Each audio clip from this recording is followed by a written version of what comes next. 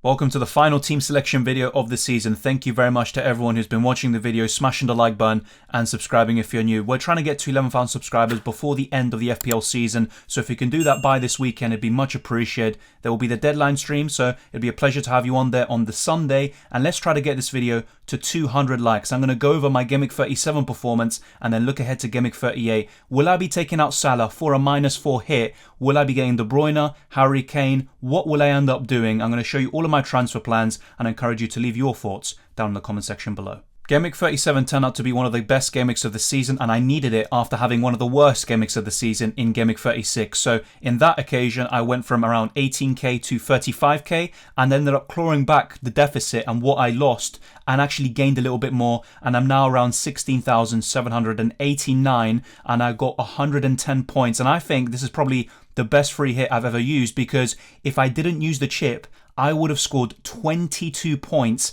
and that includes Timo Pukki's haul against Wolves. So it would have been an absolute catastrophe if I didn't play the free hit. So I'm very happy with my decision. And even though the backline, as you can see, was very disappointing, I'm very happy to have got an assist of Luca Dean, and he also got a bonus point in the first game of Gameweek 37. And he was on course actually for some bonus points and potentially a clean sheet. But at the stroke of half time, Burnley got a penalty against Aston Villa, and that changed things. So ultimately, both Everton and Aston Villa were very disappointing offensively. And to be fair, looking at my Aston Villa assets, apart from Dean, Cash and Danny Ings were big disappointments. And to be quite frank, if it wasn't for Ollie Watkins sustaining a knock against Liverpool and being flagged, I probably would have had him over Danny Ings, and that ended up being one of the worst decisions I made on the free hit. Mykolenko as well, only 2 points. At least Pickford was able to get some saves there and got 4 in the end, but ultimately very disappointing from my back line. As for the midfield, the two big hitters, De Bruyne and Son, were very disappointing. But then you look at Salah, he didn't even play. The same goes for Sadio Mane. So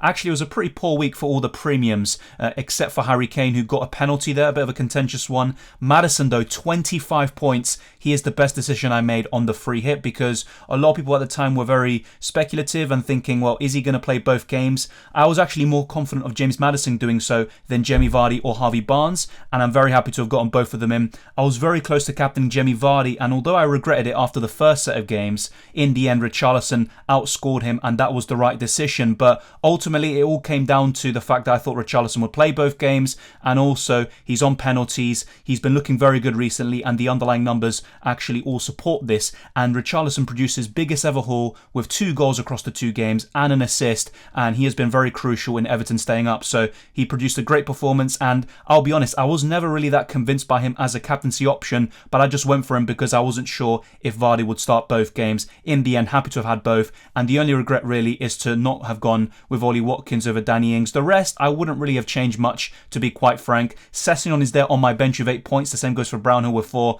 and then Tsimikas only got 2. So in the end, I'm very happy with my team selection, and the free hit actually gained me 88 points over my non-free hit team. So I have to say this was a success. I'm very happy with it, but free hits can easily go as wrong as they can go right. And for me, the wildcard is the most powerful chip, but as demonstrated here in Gameweek 37, the free hit can be the very best chip available to you, if not the second best. Moving on to the Gameweek 38 team selection, let me know what you think of this team. It's not the greatest, but I do have double Liverpool defence and Manchester City. I'm just very concerned with my goalkeepers. Jose Sa, I'm never going to play away to Liverpool. And then you're looking at Ramsdale, who has been awful recently. And Arsenal haven't kept a clean sheet in 9 appearances. And even though Everton are safe, I still would suspect that's going to be a tough game for Arsenal. And to be fair, their top 4 hopes are pretty much almost done, unless Norwich can produce a miraculous victory over Tottenham and Arsenal can actually take advantage and win their game. I've got Timo Pukki in here, but what I've noticed is that whenever I don't have Timo Pukki, he scores.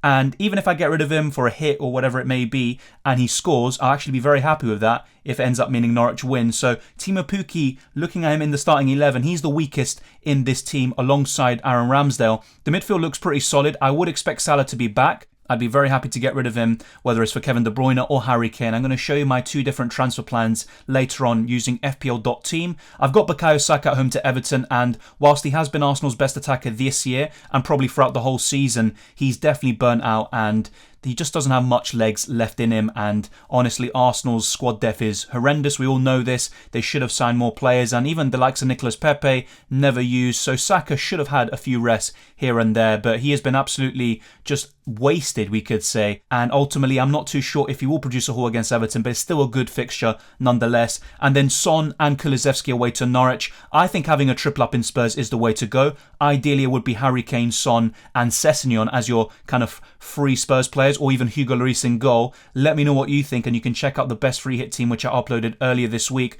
Heung-min Son is arguably the best captaincy option this week alongside Harry Kane. I think they would be my top two, and Mason Mount didn't play a single minute against Leicester, and I think he will play against Watford. I don't think he's going to be benched once again. I could be wrong about that, and it would be a huge shame, because if you look at my bench, it's very weak. If Fabian Schär recovers and he's clear to play after that head injury against Arsenal, then he's not a bad player to come off the bench facing Burnley away. But ultimately, I would want Mason Mount to start, and I think he will, and I'm kind of hoping he does. It would be a big shame if he doesn't, but as you can see, and as I said already, Aaron Ramsdale and Pukki are the main concerns. I don't think I want to make a goalkeeper transfer, so really, I'm looking to make a striker move, and also potentially something that involves Mohamed Salah making way. As mentioned earlier, I'm using FPL.team, so I'd highly recommend it, and I've actually noticed some huge improvements in my ranks and in terms of my planning after using resources like this and livefpl.net. So if you haven't already used it, try to use it in preparation for next season, where you could definitely take full advantage. On the left hand side, you can see the transfer plans that involve Salah to Kevin De Bruyne,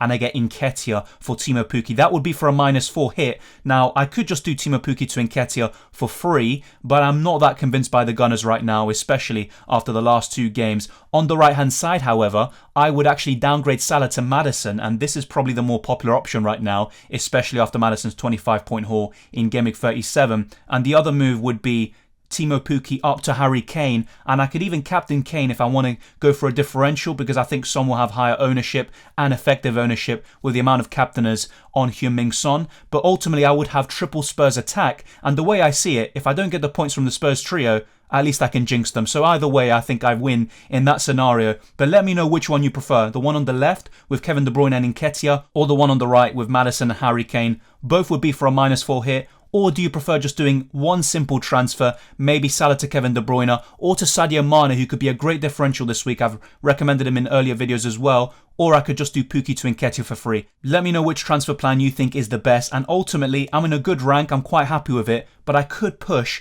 and if I have a great week, I could sneak into the top 10k for the first time this season, and when it matters most, because ultimately I would end up securing it after this game week is concluded. Now, there will be a reaction stream as usual, probably on the Sunday, and there will also be the deadline stream, of course, and on top of that, next week maybe, or we'll kind of plan when it's going to be, I'm going to try to do a end of season review. It could be a live stream. Let me know if you want to see that, and we can go over each single game week. I can go through your comments live, and we can talk about your weeks as well and how your seasons have gone. And there will also be matchday 13 coverage for the Champions League final in UCL Fantasy, as well as more F1 Fantasy content throughout the summer. So let me know what you want to see on this channel. Be very much appreciated if you can provide feedback on how to improve and what kind of content you want to see on this channel. And if you have enjoyed this video, smash the like button and subscribe if you're new. Thank you very much to everyone who has supported the channel throughout the whole season. It's been much appreciated. We've grown a lot, especially from August to February. We're trying to set new goals and new heights, so we definitely want to achieve that with you on board, so thank you very much. You can follow me on Twitter and Instagram, DylanRCM. Let's get this video to 200 likes, and let's get to 11,000 subscribers, as I said before. It'd be massively appreciated. You can join the Discord server, the link is in the description below, and you can also become a Patreon or channel member to support this channel even further. Thank you very much to everyone, like I keep on saying, and I genuinely mean it. Thank you very much. All the best of luck for Game Week 38. Hopefully you have a great end to the season and you enjoy the football, and I'll see you next time.